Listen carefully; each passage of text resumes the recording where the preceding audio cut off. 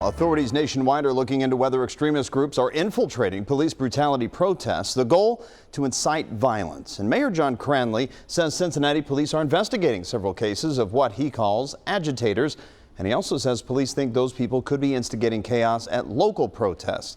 Cranley tells investigative reporter Paula Christian about one disturbing encounter that he thinks might be an example of this. The idea that they would try to blow up or burn or start a fire in District 1 was very real. Cincinnati Mayor John Cranley says he thinks it's possible a small group of outside people who he calls agitators were somewhere in this crowd Saturday evening at Police District 1 headquarters. The WCPO 9I team asked CPD about this. A spokesman confirms the following account. White men and women who were clearly coordinating with each other, walking around the building, taking notes. It can be hard for authorities to know who in these large crowds are here for anything beyond a peaceful protest. The mayor thinks those agitators wanted to provoke police. A CPD spokesman says several officers, including Chief Isaac, saw this happen. This guy went through the motions of pouring a liquid very conspicuously, onto his shirt or rag or whatever it was, and when he went to throw it, fireworks went off at the same time,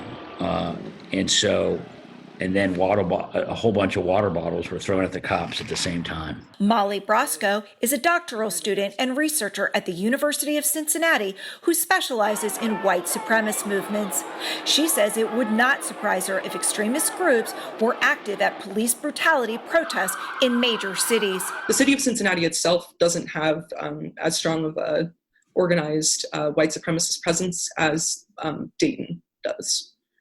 So a lot of the times if they're here, it's because they've traveled from elsewhere, more central in the state. In Cleveland, authorities blamed weekend violence on out-of-state agitators.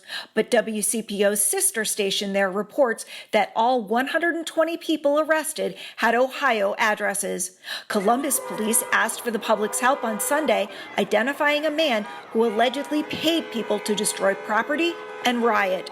Cranley says police are investigating several similar reports here. People who are, maybe right-wing, maybe left-wing, but are clearly agitators. And, some people believe they might even be paid agitators. The I-team surveyed arrest records from the weekend and found people arrested here from at least 3 other states.